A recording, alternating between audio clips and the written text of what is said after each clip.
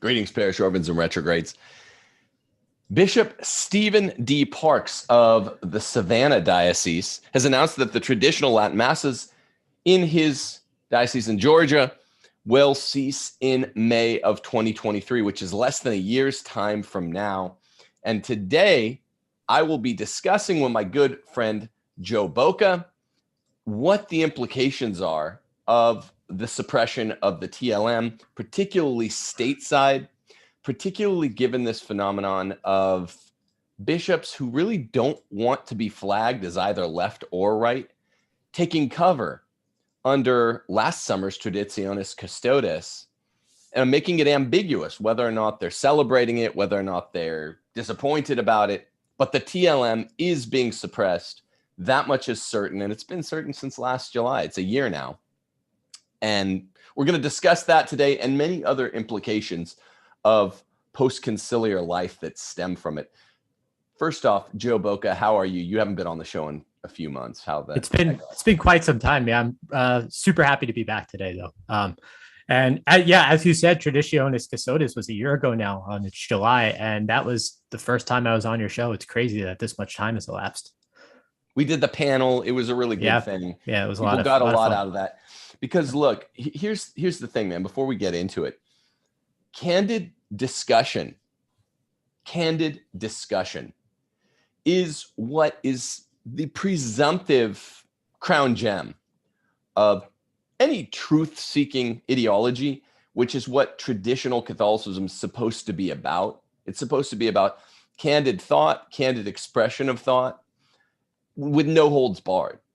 And I think as I look at this stuff online, I haven't been covering TLM stuff so much the last 3 months. I've gone away from that because it's been out of the news. But the more I return to TLM stuff specifically, the most trad stuff that we do on this channel, I don't like the Novus Ordo. I want to be TLM exclusively. I want the church to be TLM exclusively. The more I notice that there's no corner of the internet, even traditionalism, that is no holds barred. Truly, there are just as many censorship blocks within trad circles as there are in the wider church, and we're going to keep running into that today. But we can wait for that to eventuate, because I've seen tons of stuff online where it's just reverse censorship people are calling for, and really what we need is, in all candor, the kind of discussion that you and I have when we discuss this stuff in text chat. And I thought you would be the person to come on today and discuss. So this sort of that's quite an honor. Yeah, no, it's good. I mean, it's really good. Like literally you and I were discussing something on Twitter. I can't remember what had to do with traditionalism, the society. Your archbishop, you called him like one of the greatest heroes the church has ever known or something. I find that quite a stretch. And I say so. And then you're like, well, okay, blah, blah, we're talking. And you get some of these losers that just jump in with vulgarity and all that because they can't handle it. Censorship is a real thing all around. Folks cannot deal in the realm of ideas, can they? And trads are no better. Trads are no better. Even if you are definitely a trad, I'm in most people's estimation some sort, that they're no better. Why is that? Or do you agree at all? No, I do agree. That Lefebvre tweet that I put out got a lot of it. It did numbers, as they say. A lot of people looked at it. But one of the I said something recently that is probably, I think, is more important, and it might seem unrelated to traditional Latin Mass or whatever, trad Catholicism. But we could actually harken back to the last show you and I did together, which is the one we did with Daryl Cooper. And the figure who I've been wrestling with in my head somewhat is Nietzsche, right? Who we all have to, I think, constantly be thinking about. And I don't think of anything but Friedrich Nietzsche. It's just me neither. It's just that's why I have I had a mustache not too long ago. It was all because of him. I'm just kidding. But but the reason prize-winning mustache. Yeah. Right. The reason I say that is because You're referring to the tweet where someone said some vulgarity. There's a trad Catholic that because he was mad at whatever point you were making. Anybody right of center is going to admit because of the social justice warrior and the radical left, because of that whole movement, anybody would admit, I think, that we live in a culture that is conducive and promotes and allows weak people to thrive. So first and foremost, slave morality. Yep. Correct. Right. So what Nietzsche was talking about was his how he noticed this slave morality and this weakness being most manifest in the Christian populace, right? So which he extrapolated and said it's a problem with Christianity, which is where we don't go with Nietzsche, right? But my thought about him was that as Christians and as men and as Catholics, the best use we could make of Nietzsche is as an examination of conscience, I think. So are you the weak man that Nietzsche thinks Christians are? That are you the weak Christian man he talks about? So I think it's good to constantly be asking yourself and ask yourself, are you hiding behind basically these the system that the modern left and SJWs have created in order to protect and foster weakness, or are you actually trying to be a strong man and I'd say do what it is we're doing without fear, without anger, and just properly. So that's my 2 cents on that, I guess. Dissimulation and slave morality. In many ways, I would join any trad in saying the Novus Ordo is Christian dissimulation. That means lying to cover up a weakness. You're stronger than me, but ought you to dominate me? It's immoral. That's dissimulation. And the Novus Ordo is slave morality. I'm totally comfortable with that. But like you're pointing out here, there's so much slave morality in traditional corners of the church, not with regard to liturgy, but with regard to the other aspects of living an embodied corporeal life, So that's where you get the really bitter people that just can't deal with ideas. They can't deal with a traditional free thinker. That was everybody. I'm sorry if I wasn't clear. That I meant that about basically any movement of Christians or Catholics could have these people. I don't think this is exclusively a Novus Ordo problem. Yeah, well, maybe more so. But it's predominant in when you go to the Novus Ordo liturgy. Like this is slave morality. I mean, make a difference is slave morality in the textbook. Nietzsche would be like, that's it. He was son of a Lutheran minister. He didn't even really care much about Catholicism. But go make a difference. The felt banners, that is slave morality 101. If you want to learn about Nietzsche, you can figure out what it is. I'm saying the exception to the rule for Nietzsche that he never knew about is that there are some Christians who do not buy into dissimulation and slave morality. But most Christians actually do, just like all the rest of the world does too. What I would say when I would debate atheists, earlier in my career, I did a lot of public debates against atheists, John Eigenauer of NASA and some other guys that we do big local debates at local colleges and high schools. I would say, look, man, you say almost all religious people, including Christians, are dummies. And I agree with you.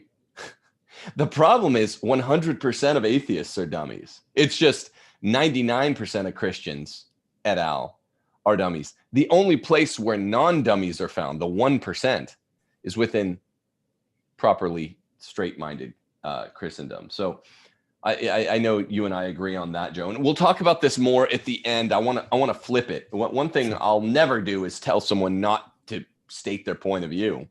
Back when the show was new and I had Chris and Dave on, my brother and my friend, they were constantly throwing more shade than I would have at TLM exclusive type people of all different shades, not just SSPX people. And I'm like, hey, I just want, all I have to do after you say that is just say, you're not speaking for me.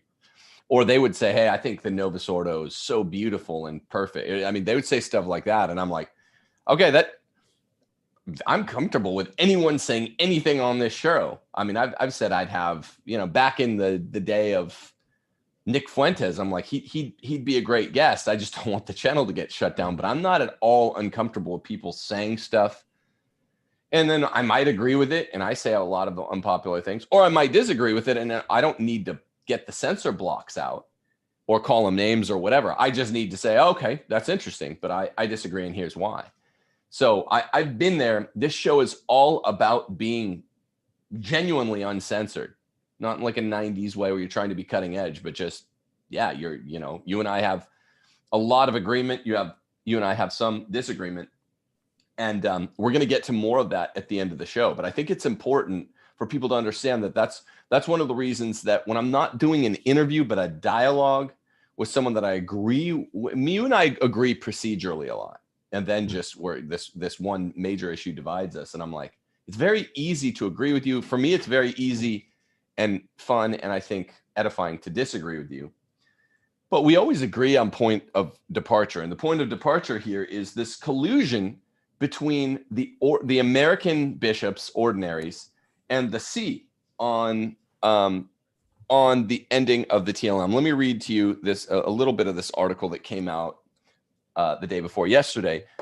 It's about Bishop Stephen D. Parks of Savannah. You just react to this in a second. The bishop said that he had requested permission from the Vatican Dicastery for Divine Worship and Discipline of the Sacraments for parishes in his diocese to offer the Mass according to the 1962 Roman Missal, and received a response from Rome that one parish can offer the Mass weekly and 3 parishes can offer the Mass monthly on May 20th, 2023.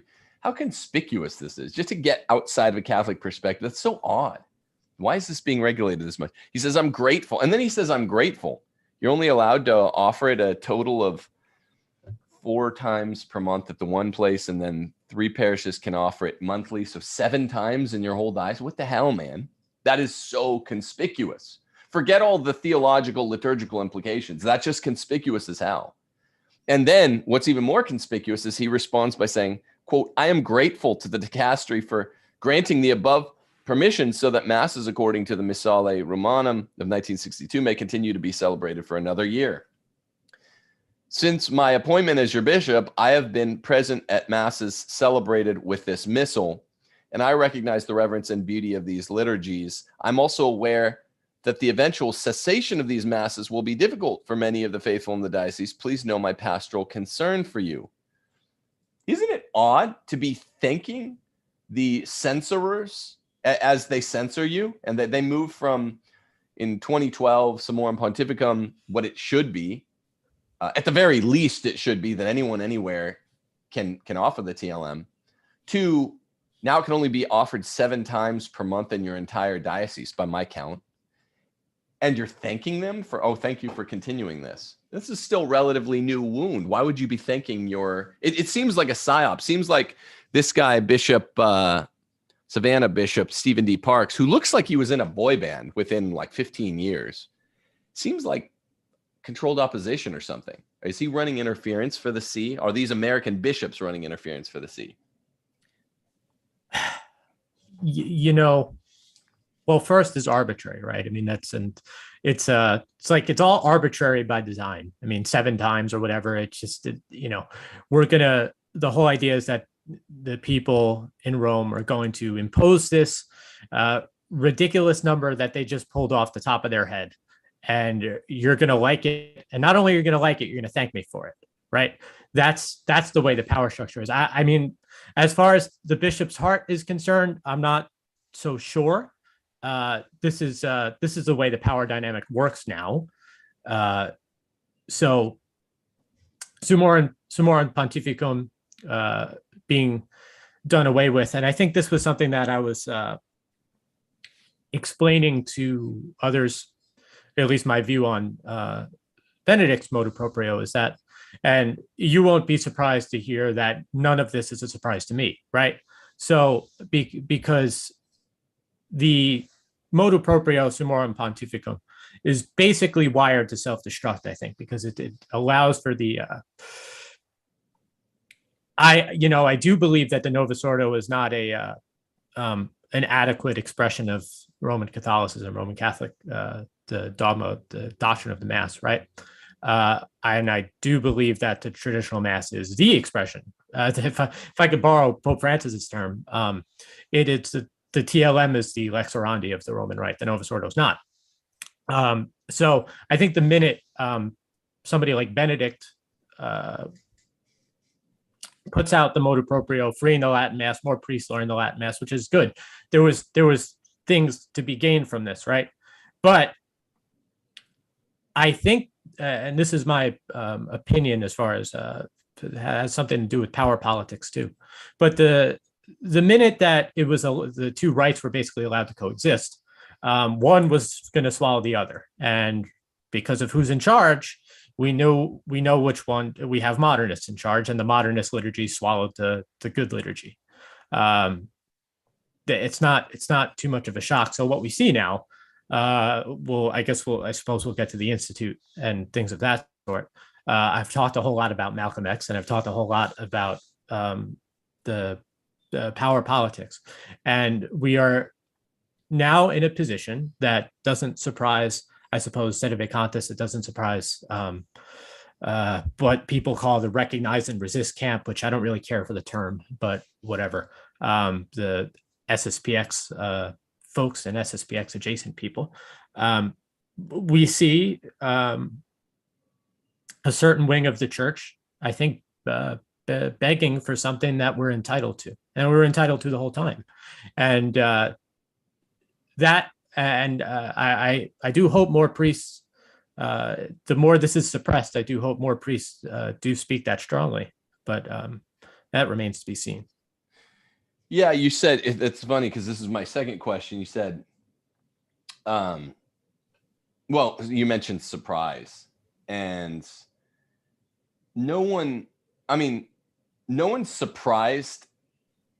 We might be surprised that this is happening, but society supporters like yourself, SSPX supporters like yourself, seem to be surprised by the authority exercised over the Ecclesia Dei institutions like ICKSP and FSSP, which catches me off guard, because I'd say, well, I mean, yeah, it's shocking that Francis did this last July. And by this, I mean, essentially began a time release, incremental roll-up of the TLM from the Holy See onward. I thought he was all about ecclesiastical subsidiarity, giving the bishops as much power as they want. No, that's just in Germany. He wants to be able to make the German homos be able to homo. That's literally what he means by subsidiarity. He wants to split the natural law. But liturgy, which is supposed to be a diocese to diocese thing, he doesn't want to allow any subsidiarity there, even where it's appropriate, because the liturgy has always been, to some extent, regionalized. I guess this is where there is a legitimate third position, and I expressed this position. I did a debate with Tim Flanders. Yeah. That lots of people couldn't understand how a person could have my position that no, there's a plenary power, much more plenary than the power of the presidency, as per disciplinary controls. I cited lots of documents to that effect. That doesn't mean I like everything he's doing, but with a plenary power, I'm just saying this Pope is wicked. I've recognized and resisted Pope Francis before most of the people you hear talking about him online. I was getting articles shut down in 2013 and 2014, anti-Francis ones. But he certainly has a plenary power. In your last section, when you're mentioning this surprise, you, Joe, specifically, you said that you called the Mass and this isn't a mass thing, but you called it a dogma and a doctrine of the church. The problem with this is dogma and doctrine is propositional. Dogma and doctrine is syllogistic. It's like, we believe contraception is wrong because, like, minor premise, major premise, conclusion. That's a dogma or a doctrine. Just means a teaching. Dogma is just a defined teaching, one that's been, formalized, crystallized, and has been defined. That conclusion, if you people out there look at what syllogism is, major premise, minor premise, conclusion, that's a teaching of the church or a doctrine of the church, as long as it's been held pretty consistently over 2,000 years. It becomes a dogma when the church actually bolds the conclusion. Go find the bold button on the computer and throw it in bold and italicize it and underline it and say, now it's dogmatized. It's been dogmatically defined. The Mass isn't a propositional, syllogistic expression, right? It's lifely No, Lex no. orandi. So Let it's me not a doctrine or a dogma. let me be clear about what I meant. So when I said, or when I'll say something, if I say something like the dogma or doctrine of the Mass, I mean there are dogmas and doctrines that are related to the Mass. Things like the real presence, right, or the Mass is a propitiatory sacrifice, right? We have to; those things are binding on us as Catholics, right? So the Mass is the expression of those things. We could agree on that, right? So my point is not that the Mass is the Mass is actually by its nature something that's kind of the opposite of syllogistic, because there's a mystical element to it, right? But so are all disciplines. All disciplines are expressed. Well, no, I wasn't necessarily saying discipline, but more of sort of how the Eastern Church would understand liturgy in a more mystical and spiritual way. But it's sort of beside the point. I don't want to get off track. But you had it right there. It's the opposite of propositional logic, right? It's not something you can believe with it, but you can't believe in it. We believe in the church's teaching against contraception. I think you do too. I don't want to speak for you. I believe in the church's teaching on working wives. Yeah. It's a proposition, that can be asserted and premised. That's not what the Mass is. So it can't be a dogma or a doctrine. Well, it could certainly state dogma or doctrine, though. And sure, the creed. You say the creed. Correct. And in its words, in its rubrics, things of this sort, in its words, rubrics, you name it, the rite itself. And so my point about the dogma doctrine of the Mass, what I mean by that is that what is underpinning the two liturgies, right? The traditional Latin Mass contra the Novus Ordo. Does the Novus Ordo? What was the Novus Ordo designed to instruct the faithful in? That is what I mean. What are the doctrinal implications, the theological underpinnings of that Mass versus the traditional Mass? Well, we've been through this before, though. This is right. This is an open and shut case. All the doctrine. See, I'd say the Novus Ordo was designed to destroy the faith of believers. I've always held that, but it wasn't through the doctrine. It was through the lex orandi, which is the opposite of doctrine. So, like, all the doctrine is the same. You say the creed, where you got the dogmas. They usually say the Apostles' Creed, but sometimes you get the Nicene Creed. You have the Our Father. You have the Confiteor, which contains propositional elements, right? So all the propositions are there. And that's precisely what I think you and your guys in SSPX are missing. Like, they literally wouldn't have messed with the doctrine. They attack doctrine through the back door, through the discipline of the Mass. Through the lex orandi of the Mass, because they made sure, it's not like you go to the Novus Ordo and they're saying a modified Apostles' Creed. The Apostles' Creed, together with the Nicene Creed, are the greatest short summation of what we believe doctrinally. the propositions we believe. They made sure not to touch that, because that's, you could sound that out. If there were an error in the new mass in 1970, you could do it with like a spell check feature on an elegant Microsoft Word program. And they knew they didn't want to leave it open to that. So they wanted to attack the way we pray. Like I think G.K. Chesterton said, the demons want never, always to impress on us. The way you pray doesn't matter. Pray laying down when you're going to sleep at night. Never get into the, never prostrate yourself. That's what we're talking about. The style, the air by which we do things. That's what the Novus Ordo, that's where it attacks us. That's where it kicks us all in the balls, right? Sure. And the new right does just that, right? That's what I'm saying. Yeah. And the new right does it. It undermines the faith, the ritual, the rubrics. It does do that. Now, I agree with you. Now, to make matters, now we could pile on top of that, and you agree that the Novus Ordo does undermine the faith, and I will designed to undermine the faith. Sorry, but yes, go ahead. That's important. And I will. I mean, I've gotten into some hot water on Twitter.com for a bit of winking and nodding I've done at Sedevacantism, just because I'm not a Sedevacantist, first off, but I must say, I mean, I do feel a bit uncomfortable saying that the church, capital C church, handed us something that undermined the faith. That people really ought to realize how much of a mouthful that is. It's a bold saying, right? So anybody who dismisses out of hand the fact that these people, the fact that they could be bogus, I don't consent to that. But I think it's a serious position. Besides that, I agree with everything you just said, and I think we should spend some more time unpacking it. Will you go on with whatever? By the way, Boss, our mutual friend Boss, says hello. He's laughing. He's laughing at our previous discussion. Go ahead. Joe, but we need to go back to what you just said. I agree 100%.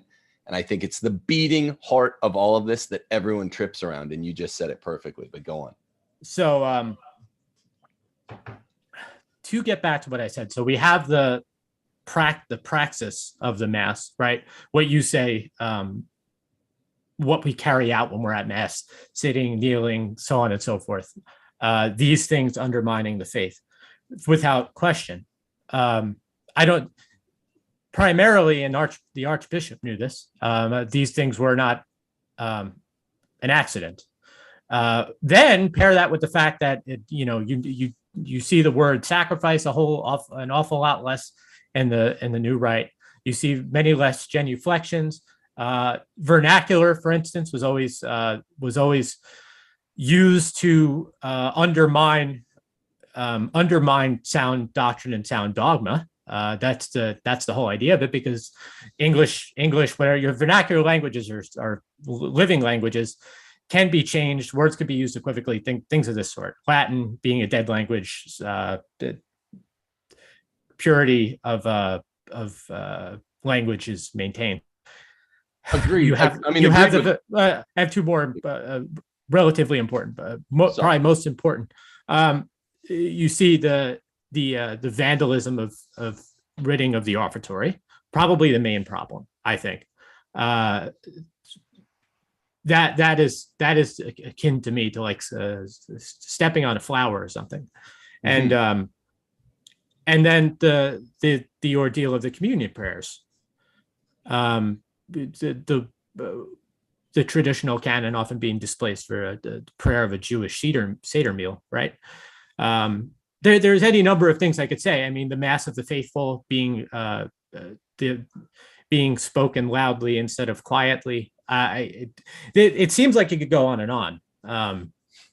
It's like stepping on beautiful flowers, like trouncing them repeatedly. That is what the new Mass is. I think most everyone here agrees with all that. But hold on, you said one.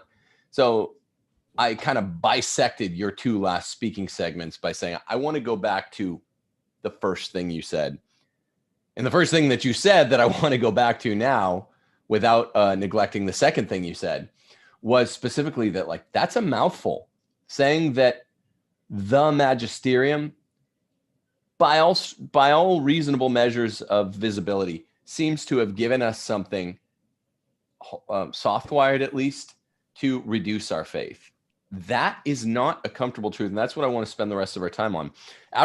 So let's go back to that in a second. But the second thing you said, 100% agree. Also, aside from one line, you said the Archbishop, and like I don't think you're talking about Supich. I think you're talking about your hero Lefebvre. Now he did not know this, and the way I know he didn't know this is because he is one of the authors by ratification of all of those Vatican II documents, and that's just, we were talking about this by text, and I'm like, well, you can't say any. Now, the best thing you can do if you make a boo-boo that big, you ratify the Vatican II documents.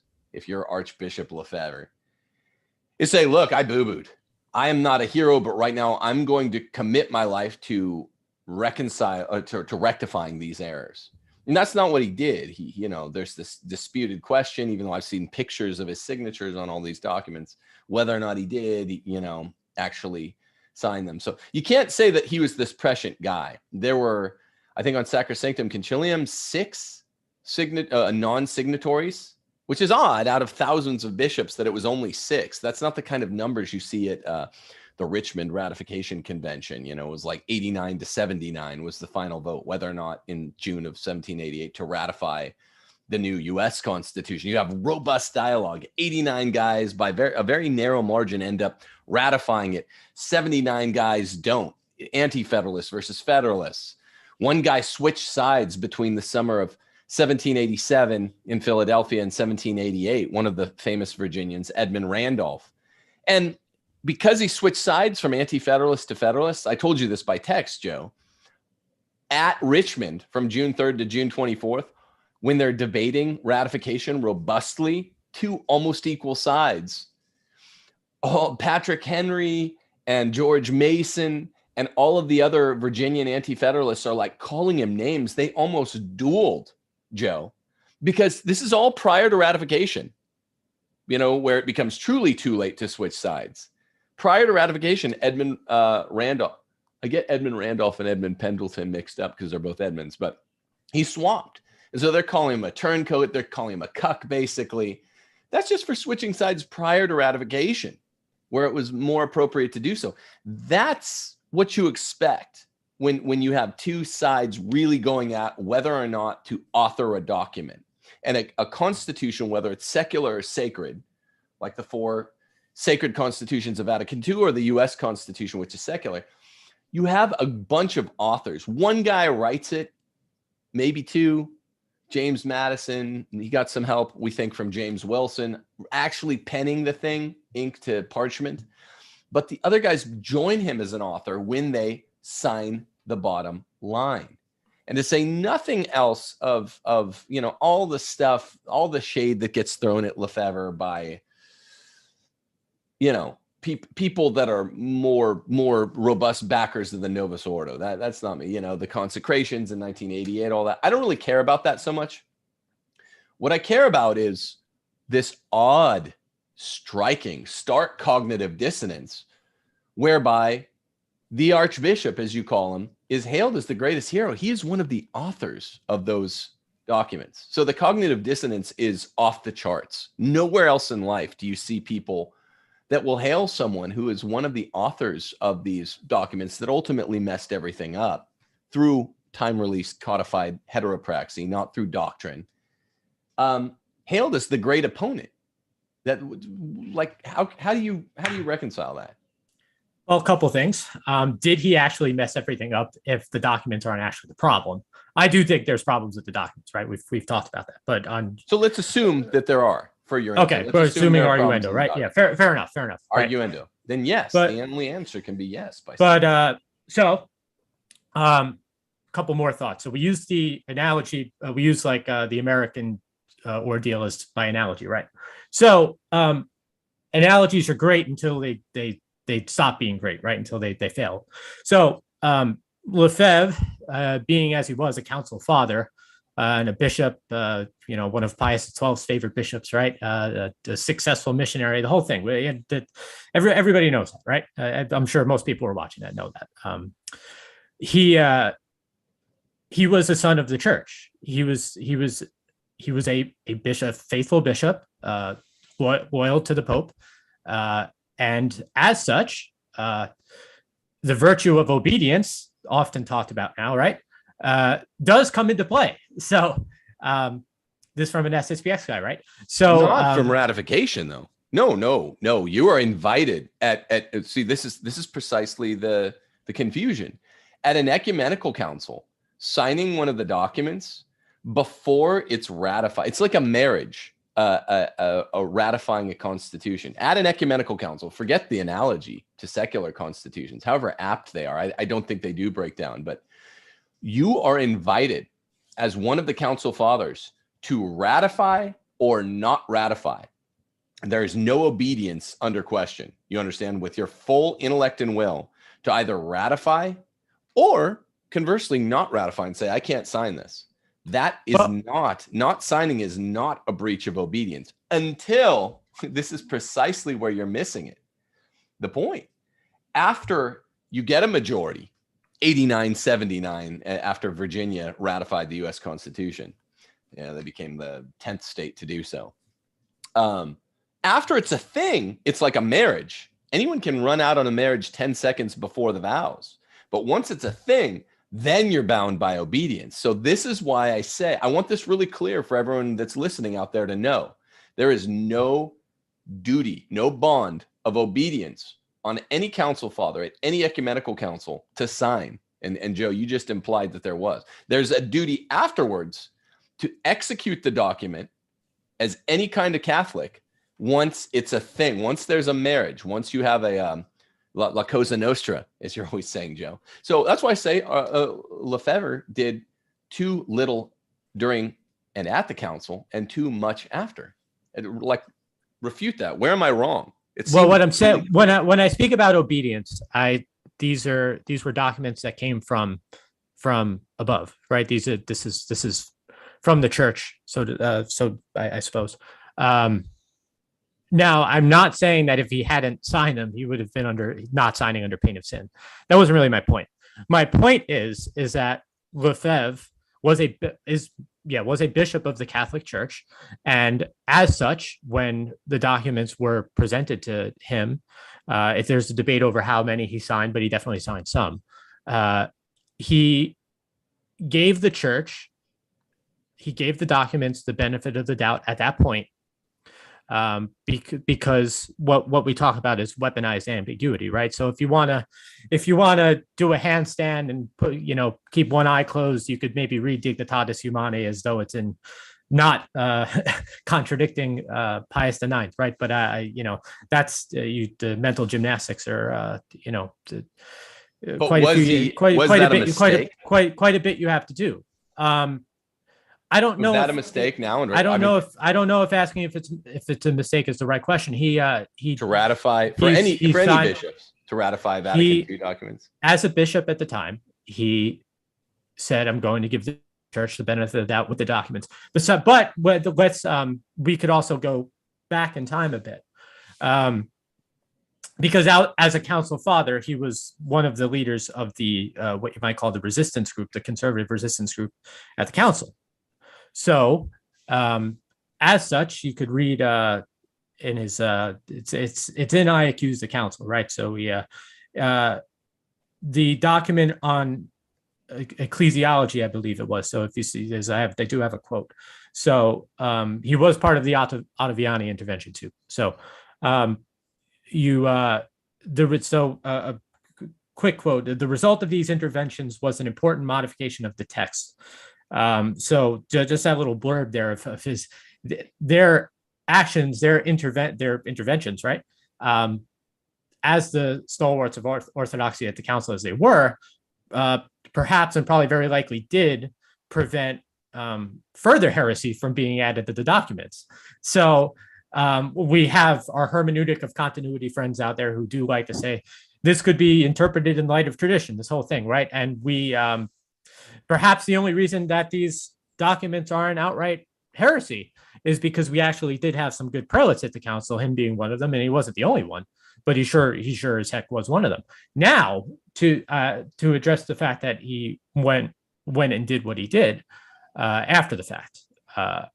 But you, of course, you doubt. You're saying that there was doubt and he ratified. This is the opposite of what one is supposed to do when they ratify a bill, a constitution. It sounds like Nancy Pelosi saying, pass the bill to find out what's in it. That is not the duty of a constitutional a convention father. I think council that father. I don't the know. Duty is to not specifically be one of the 5 or 6 minority who do not ratify if there's any doubt in your mind. That's right. Well, the American government is in no sense divine, though. No. I'm talking at ecumenical councils. If there's any doubt in your mind, you said there's doubt, you err on the side of caution. And so this is where I think you have it precisely flipped. The doubt prior to ratification, you say, I'm not going to ratify. But then if you lose, if you're in the losing party, then you say, okay, well, now that doubt, now that the official church magisterium has reified this thing, La Cosa Nostra, now that doubt becomes a hermeneutic. Now we just have to, it's a thing. This is done. Now we just have to interpret it in the faithful way. Because like you said, Joe,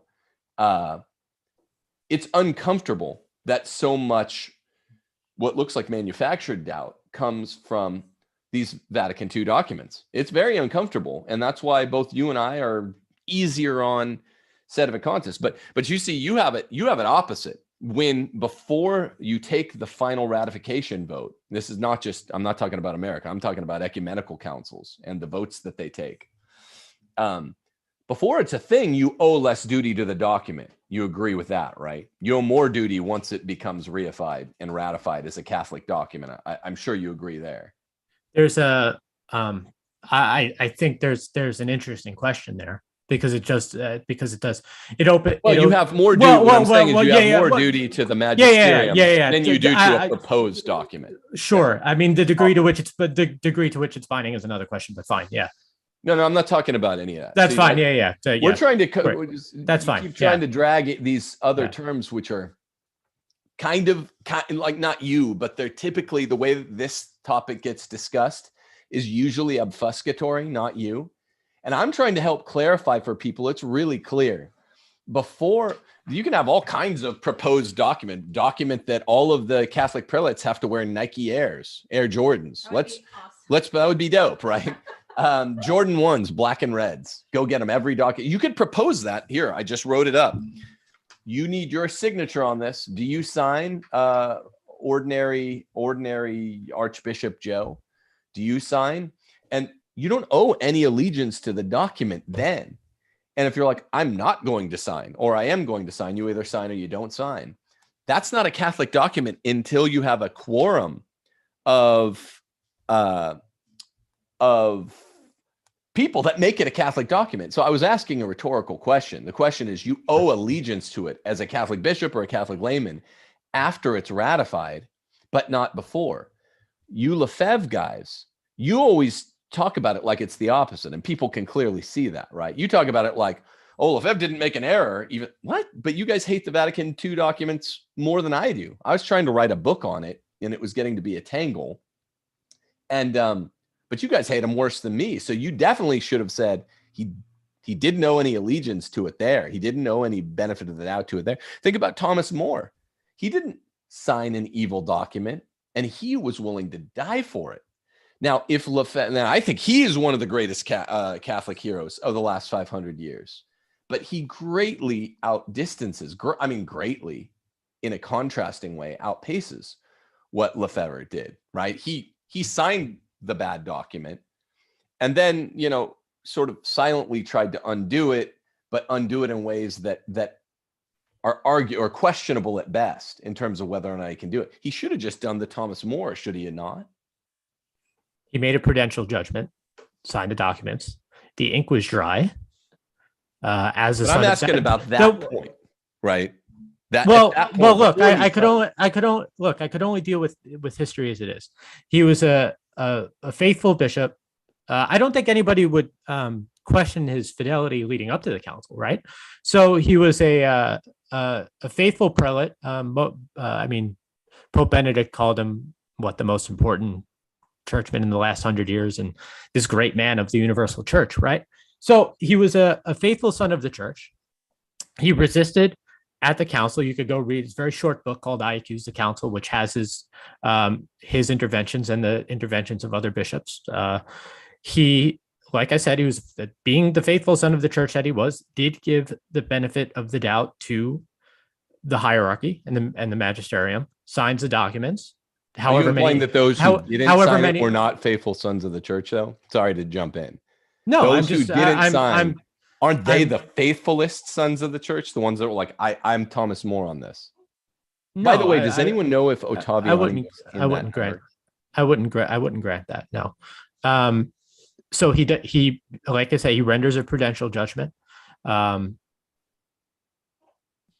documents come from the church, and his epistemological, the way he looked at it was, I'm a bishop. We're gonna give this a go, and of course he couldn't then have known the fruits of the council.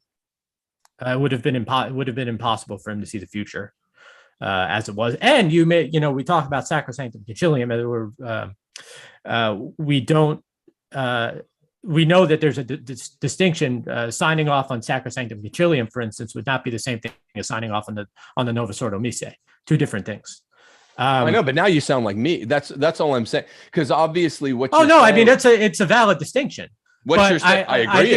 I think it has nothing. But I don't see how a man in his shoes, being unquestionably faithful and a good bishop, and I believe he remains so. Obviously, some would disagree with me on that. Well, I'm just judging his actions. Renders a prudential judgment over the the conciliar documents, signs them, not exactly knowing, because he doesn't have a crystal ball to see into the future, not knowing, and eventually chaos unfolds. We know that we both agree that the fallout of the Second Vatican Council was a catastrophe, right? So that, but this is also what I asked you yesterday. So he signs it, puts pen to paper, the ink is dry, he can't cross his name out, right? So however many years later, Archbishop Lefebvre is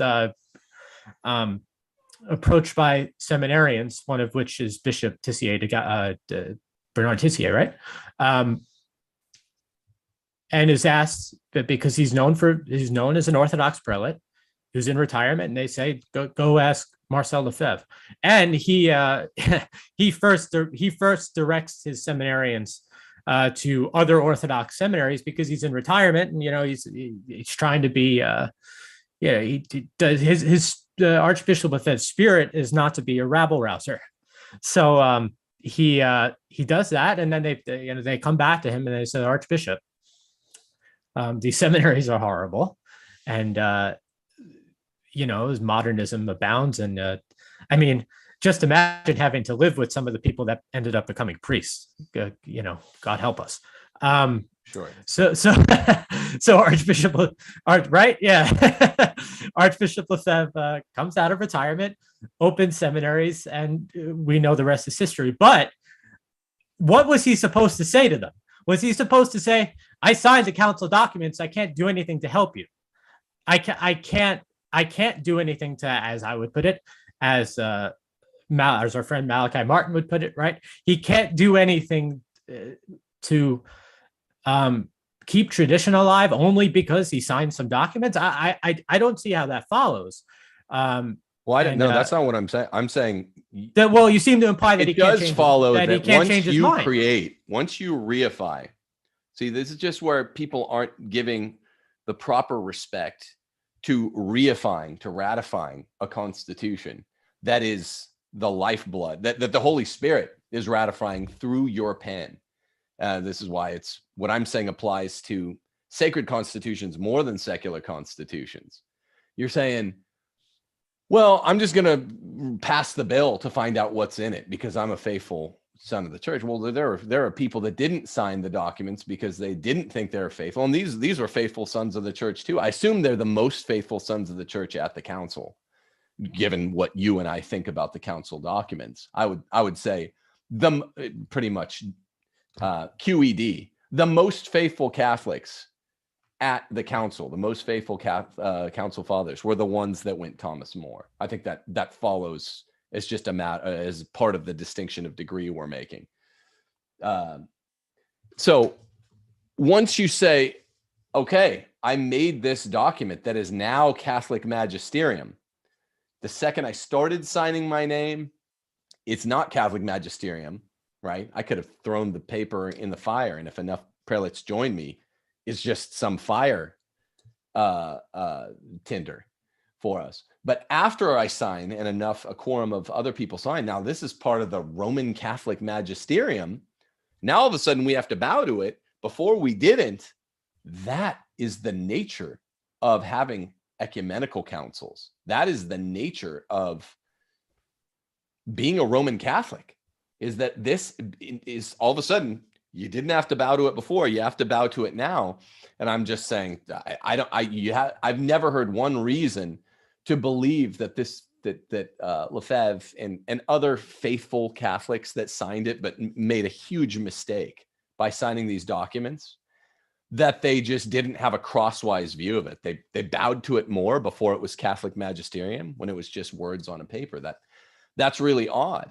And hindsight. I mean, but it's so easy. Well, no, not hindsight, because like you said yourself, the document, they have some really obvious codified heteropraxy. I've worked on this, and if it's hindsight for, I guess the most important point is, if it's hindsight is 2020, oh, we're going to give this guy a pass because we like him, then it's that for every one of the other 5,000 some odd prelates there who signed it. So we don't have special rules for Lefebvre.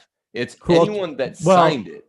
If it was truly, truly, truly deeply, deeply embedded in the document, and they couldn't tell from 1962 to 1963 before they signed Sacrosanctum Concilium and the other documents, if they couldn't tell, then that must require that there is no evidence of them having Ottaviani interventions at the time. And we know that they did. We know that basically good, faithful prelates, I'm counting Lefebvre as one of them, and Ottaviani, guys that have our view of the church, yours and mine, okay? Everyone out there, I'm calling Lefebvre one of them, the good guys. They had an intervention. So we know they had a problem with the document.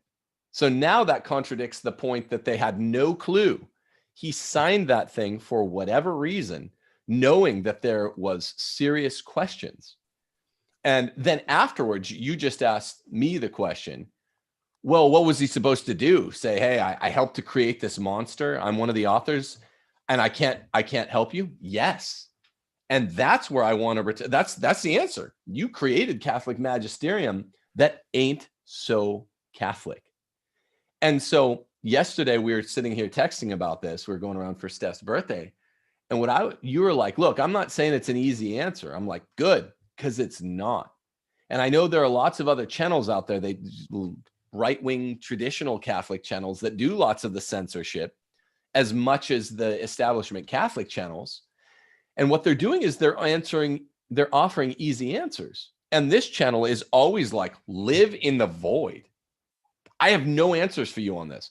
I tell people, go to realestateforlife.org, get out of a blue state, get to a red state, do it, because that's something you can do with the crumbling republic of America. With regard to the ostensibly crumbling church that Lefebvre, and I think a lot of other faithful, good Catholics like Lefebvre, who aren't bad guys, got pressured into signing bad documents.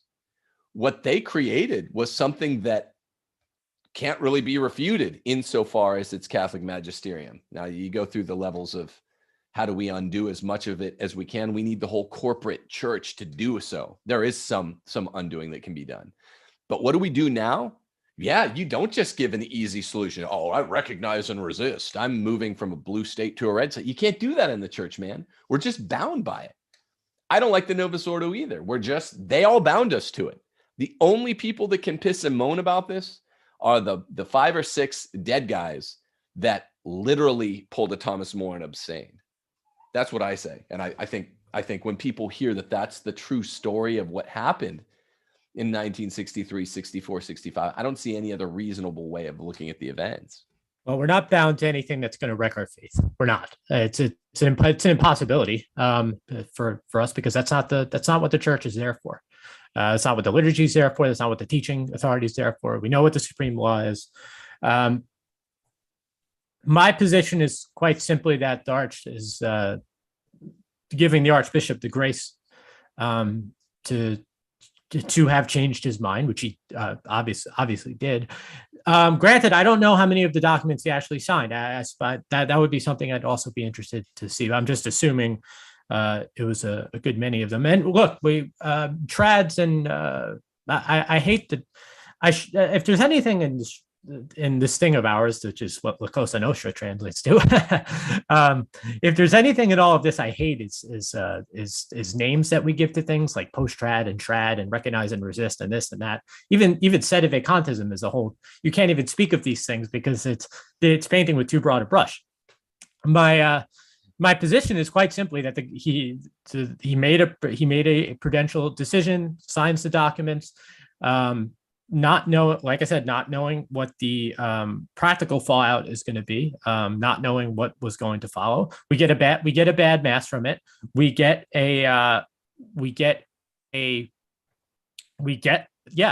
some problematic passages in the documents, which the society admits are the majority of the contents of the Second Vatican Council are just fine. It's a few things that. And weaponized ambiguity is weaponized ambiguity for a reason, right? It is a bit murky and could have been a whole lot worse had the interventions not taken place, which Lefebvre partook in. So Lefebvre is therefore approached, and being a reasonable man, I don't see that. I don't think it's that complicated. I mean, it's an odd thing to say that. How is it the will? It's an odd thing to say that faithful seminarians come up to you who want to wear the cassock and want to say the traditional mass, and the right thing to do is to turn them away because you signed something a couple of years ago. I think that doesn't make sense on it. I think common sense doesn't allow for that. And we also still get into the question of whether or not by doing what he did, if Lefebvre stood Catholic, which I, of course, believe he did. And we have to remember, too, when Lefebvre began the society, the initial founding of the society was completely above board. Anybody would admit that. And with the initial suppression of the society was occurred for reasons weren't apparently any good, and he never got a hearing in the Vatican court when he appealed. Cardinal Viot was a cardinal at the time. There's no reason to. I mean, how do you not get a trial for something unjustly suppressed, but which he started doing entirely the right way? And if it's and it's my understanding that when I believe it was Cardinal Gagnon at the time who visited the seminary of the society and said that this is probably the most Catholic seminary in the church. And Bishop Schneider recently visiting the society seminaries and said this is how seminaries ought to be run. Well, of course. But that for everyone out there, I don't think anyone out there is like, no. I mean, yeah, that you get over the snafu of the fact that you're being more charitable than you're being far more charitable than I am about the ratification of the Vatican II documents, which is very interesting because you're an SSPX guy. But I guess you're saying, look, we should be charitable not just to Lefebvre, because I don't care about any of the individual archbishops there, him included. I don't give a damn. I care about the church. And You're saying, look, we should be charitable, not just to him, because he doesn't walk between the raindrops, but to all of those who got duped, who goofed up big time and got duped into signing it, right? We should be more charitable than Tim here is saying. Is that fair? Well, we have the benefit of living in the year 2022, and the fact we could see now that Archbishop Lefebvre was one of the only men to actually do something about the fallout. Well, no, I mean, I'm talking about he was one of the ones who signed it. Are you saying we should be more charitable for the goof up of giving us all of this fallout? It really just, I mean, it depends on who, right? I mean, I can't judge culpability, right? But there are no, of course. I mean, I like about you, Joe. Let me say it this way. One thing that I like about you a lot that I would say we have in common, that's probably why I like it, is that you're not looking for easy solutions. And you understand, this is what I never got along. This is what I never agreed with, when I had Chris and Dave on the show, because these ratifiers, the writers, the documents of Vatican II, because there's such a takeover in the church, and they're allowed to do so by caucusing or whatever they did to get so many of the prelates at Vatican II to sign. And the church is so messed up. And the church was messed up before that.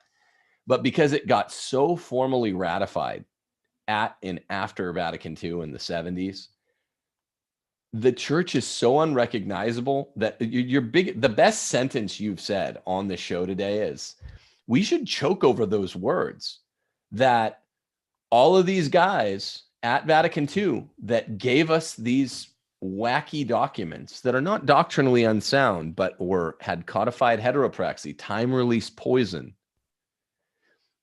Even though there's no doctrinal trip points, there's heteropraxy trip points. What they really did was they messed up the church in a way that it's never been messed up before.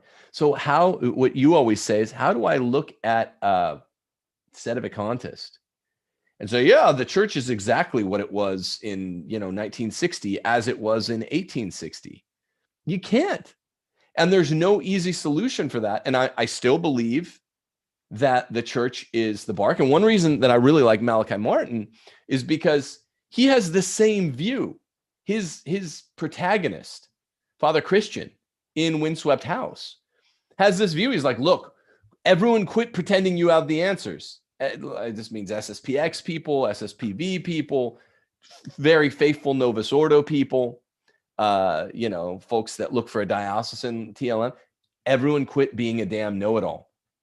This is not as simple as move to a red state from a blue state and hope that your red state secedes in 5 or 10 more years. That's what I'm doing. That's relatively simple.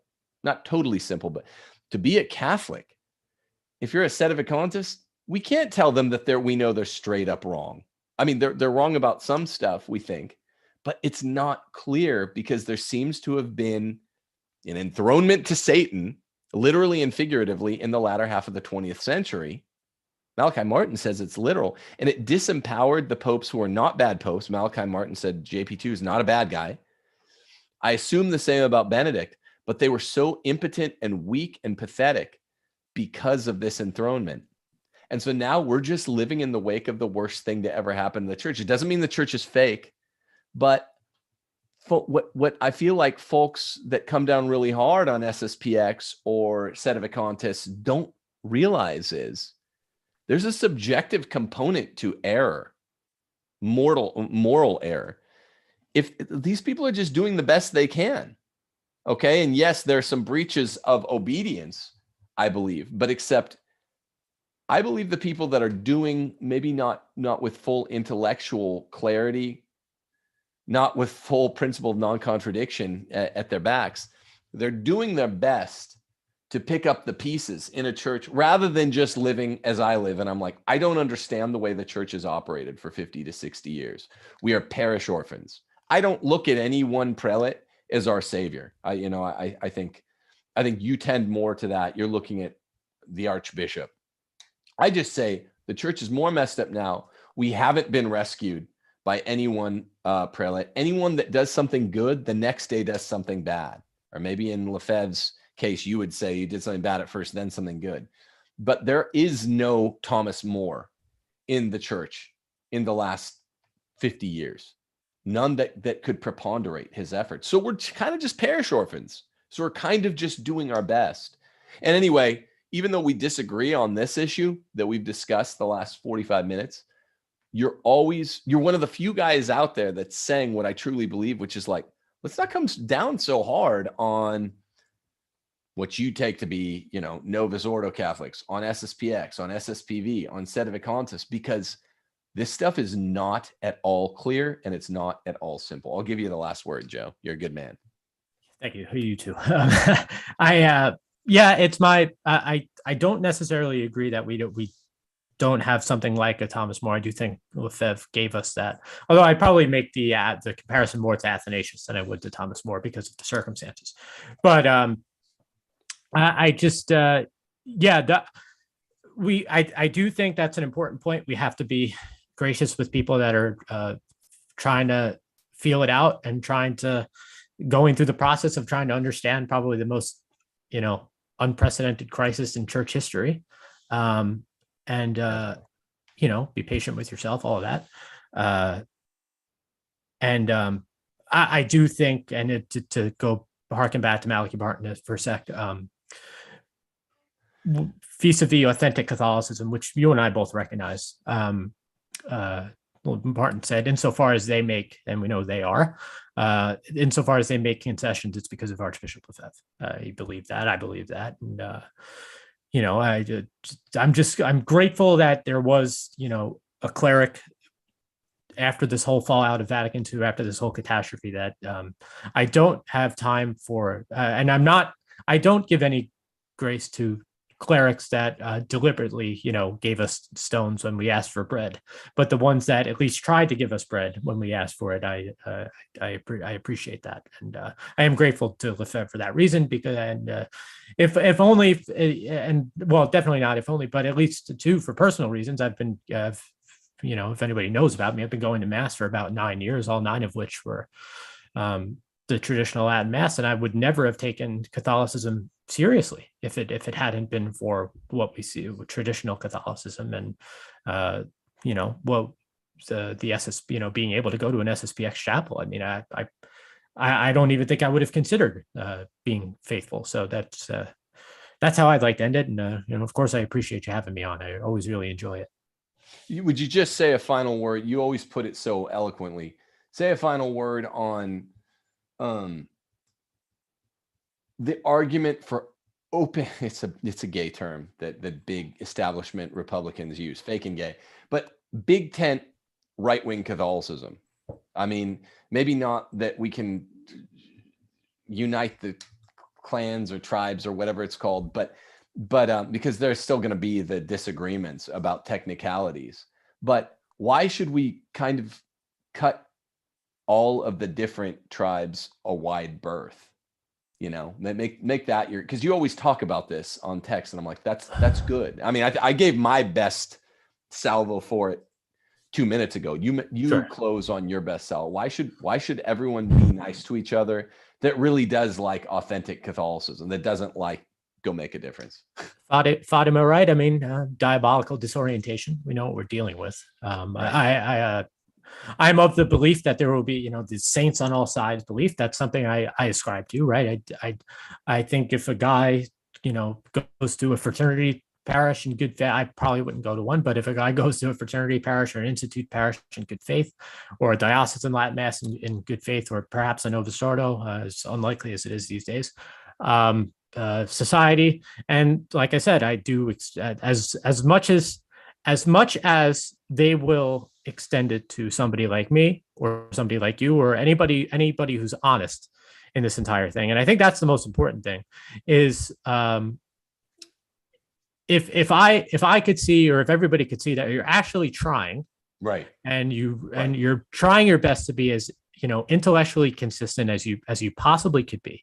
If that's what you're doing and you arrive at a different conclusion than me or a different conclusion than you, so on and so forth. I mean, who couldn't respect that? And anybody who doesn't, I mean, I don't suspect that person would be of goodwill. Right.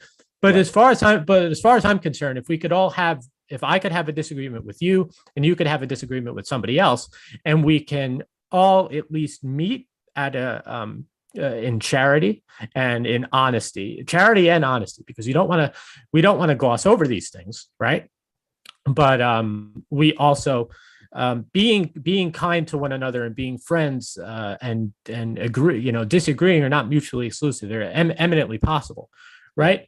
So I think that is that is what I see as the criteria. I would just as quickly have a cordial conversation with somebody who attends a Society of St. Pius V Mass or so on, or fraternity mass, or you. I'm more than happy to do any of that. And anybody who is angry at a particular position because of the position itself, I see this in relation to sedevacantists especially, that are just angry at a conclusion for whatever reason. Anybody who's angry or afraid of a certain conclusion being true, that I frankly think is silly. But anybody who could come together in good faith, that I'm 110% about that for sure. I know. Yeah, there it is. I knew you could. Yeah, I'm sorry. I need to articulate it a little better. No. I what you said doubles for me. I mean, this is why I think people gloss over this term parish orphans that I've kind of coined. It's so powerful. Like, look, man, whether you're SSPV or SSPX or sedevacantist or any kind of person that loves the Roman Catholic faith, that loves Jesus in the sacrament of the Eucharist, that makes you a Roman Catholic. Was non-schismatic Roman Catholic or whatever, a non-Orthodox lover of the Eucharist. You're a parish orphan. Your fathers have abandoned you, and that's where I guess I'm the most radical. I'm just like, look, our fathers have abandoned us, and we are doing the best we can. Soloviev, the great Russian mystic, who was a Russian Orthodox, told Dostoevsky, the reason you cut Roman Catholics slack, because both of them dislike him, was because there is a need for Papa. Without Papa to call the brothers to the table, there will be incessant squabbling. That's Soloviev. You can go look it up. That's an Orthodox understanding the need for patriarchy. In this case, clerical patriarchy. They promise us in Scripture that there will be squabbling among the brothers at the table, like the groups we're talking about, Joe. It's a guarantee from heaven. There will be squabbling if you don't have a strong hierarchy. And that's if they're just weak. If the hierarchy actually goes into some sort of low-key apostasy, which is what I believe it is, over the last 50 or 60 years, then it's even worse. So let's not cut each other's throats here. And like you're always pointing out, sedevacantists include. And now they come with some hot rhetoric sometime, but it's like these are still people. They're not like Muslims or Hindus to us. These are still people that love Jesus in the Eucharist, love the sacraments. In my estimation, they're confused. By their estimation, I'm confused. But I do agree with everything you said, and you always put it so eloquently. And yeah, you're just a good dude. That's why we have good discussions on this channel with you and me. My pleasure always. All right, bro. Well, everyone out there, like, subscribe. Please give a thumbs up. Give the thumbs up, meaning like it. Subscribe, click the notification bell. We got to get out of here. Be back. Can I be the worst and plug something or no? Yeah. So Kennedy Hall and I are doing we have a base podcast where we talk about books. So it's mostly just we've been covering C.S. Lewis. We'll be going on a Thomas Sowell. That's on iTunes and Spotify, and we'll be doing a show on his channel called Base Catholicism. It's on the Kennedy Report. So look for me there and look for Kennedy. We're looking forward to doing it. I appreciate your willingness here. Thank you so much, Jim. You should, so everyone check out the Base podcast, and you should bring Kennedy on this show, and we'll talk about what base Catholicism is sometime soon. I would love it. Go get him. And I would love it.